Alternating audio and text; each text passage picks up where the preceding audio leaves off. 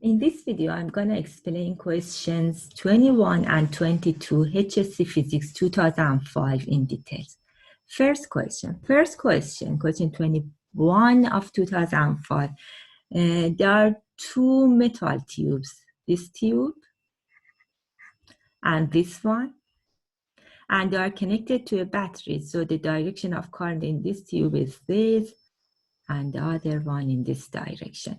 And the observation is, it was observed that one of the tubes jumped upward as the connection was made. Explain why only one tube jumps upward. I want to explain this in details. So as you know, a mobile charged particle creates a magnetic field. So if I have a charged particle, like positive charged particle, if it's stationary, it means around that there is an electric field. But if it's mobile, we have both electric field and magnetic field around that. As current is the flow of charged particles, so there is a magnetic field around the current carrying conductor. What does it mean? So if I have a current carrying conductor like this, so it means I have a lot of mobile charged particle in this wire. So mobile charged particle create magnetic field. So it means around this current carrying conductor also it's a magnetic field. But how I can find direction of this magnetic field? We can find direction by using right hand grip rule. How? So if I have this wire, you see the direction of current is upward up the page. You see the direction right side of wire is into the page, that I can show it with cross.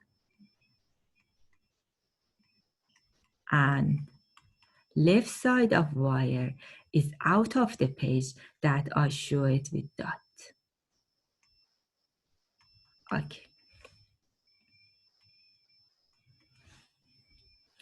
A mobile charged particle in a magnetic field experiences a force. What does it mean? So it means if I have another charged particle here, if I put another charged particle here, this charged particle is in magnetic field around this wire. As a result, this charged particle experiences a force. And so if I talk about parallel current carrying conductor, so if I have two wires that they are parallel, it means this around this wire, there is a magnetic field, and around this wire also is magnetic field. So charged particle in this wire are, if I name this one 1 and this one 2, it means charged particles of wire 1 are in magnetic field of wire 2. And charged particles of wire 2 are in magnetic field of wire 1. And as a result, they experience a force. We can use right hand rule to find the direction of the force. Right now, if we draw the magnetic field around each wire and use our right hand rule to find the direction of current, we can find out when the direction of current is the same, two wires apply a force that is attraction. So the force is attraction, and they are equal in size but opposite direction.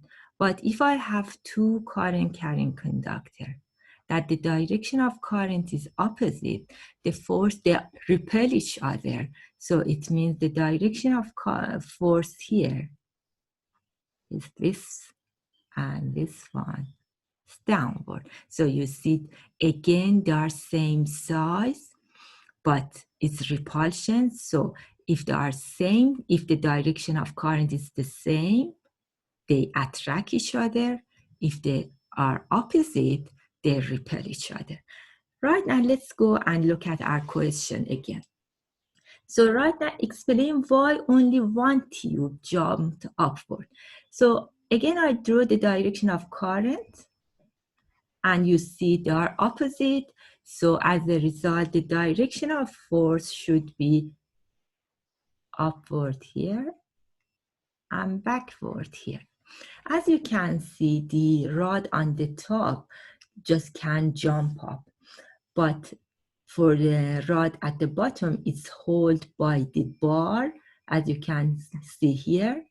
It's held by the bar, so, and also the force is downward, so definitely it can't jump up, but it can't drop because it's held by this bar, so it stays stationary here, no movement.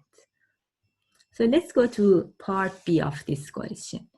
Each tube has a mass of 1.1 times 10 to the power minus 2 kilogram, and the tube lies on the rack 10 centimeter apart. What minimum current flows when one tube jumps? So we want to find minimum current. So I draw the bars again. If you remember, the direction of current was like this. So the force acting on top wire was upward. The forces acting on top wire is FB. I name it FB as a result of being in magnetic field of bottom wire, and also the other force acting on that is W. So we have two forces acting on top wire. And because they ask for minimum current, so for minimum current, then it means that FB should be minus W. It means same magnitude, but opposite direction. But W is equal mg. So I write the formula for FB. How we can find FB? This is a formula in formula sheet. So just you don't need to memorize it. F divided by L equal mu naught do 2 pi I1 I2 R. F is the force experienced by this wire. L is the length of wire that in this question is 1 meter. Mu naught is magnetic permeability constant. Again, it's in formula sheet. 2 pi is a constant. I1 and I2. I1 is current at this one, and I2 current at this one.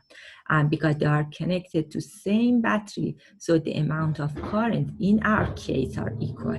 And R is the gap between two wires.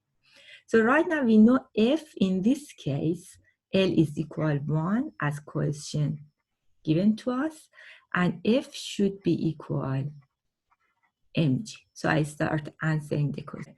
So for F, because I want to put it equal mg, so I put 1 times 10 to the power minus 2, that is m, times 9.8, L equal 1, I don't need to write it, so divide by mu naught is 4 pi 10 to the power minus 7, times divide by 2 pi, I1 is equal I2, that we want to find it, I squared, and R is 10 centimeter. We need to just convert it to meter. That is 10 times 10 to the power of minus 2. As a result, if you do all calculation, you can find I equal 0.36 amp, or round it off to 1 amp. What's the implication of this result for power distribution network? Okay, let's look at the formula one more time. So this is the formula. What we want to do, we want to send electricity from power station to your home. And definitely they use a lot of cables for sending electricity. So let's say there are poles that keeping these wires, holding them, and we have these wires in between. Something that we need to do, we need to minimize the amount of force that cables exert on each other. So let's look at the formula. Okay. To minimize force, we know F is directly proportional to I1 and I2. So if we want to decrease the amount of force, it means we need to decrease. To decrease F, it means we need to decrease the amount of current. On the other hand, we see F is inversely proportional to distance between two wires. So how we can increase the amount of force? In order to decrease the amount of force, we need to increase R. So it means the cable should be apart. Okay, next question. Question 22, showing us a schematic diagram of a system to apply electricity to house is shown below. Okay, and as we can see, they're talking about transformers here. So we have a step-down transformer in the substation, has a turn ratio of 30:1. So here is substation, step-down transformer, okay, and the amount of voltage is 11,000 volts.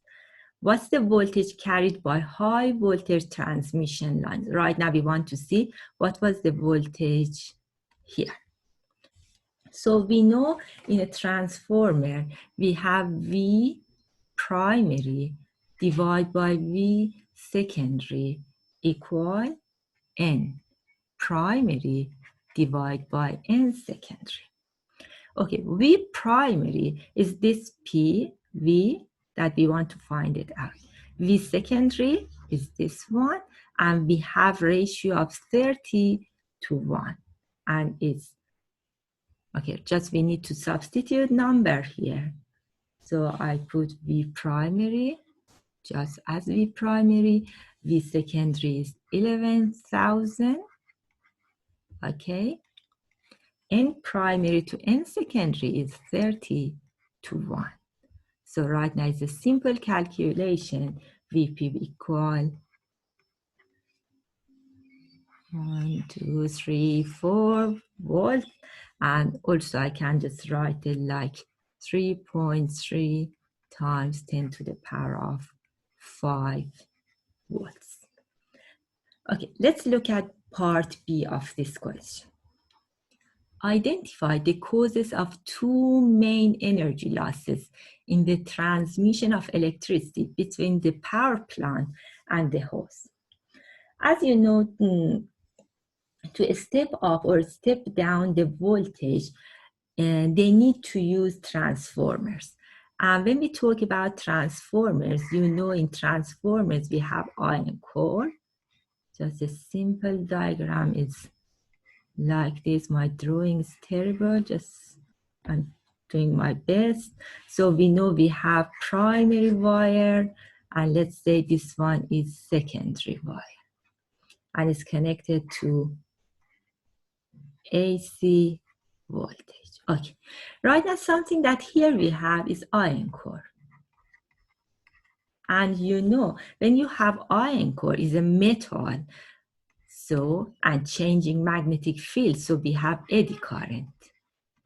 And if you have eddy current, it means you lose some energy.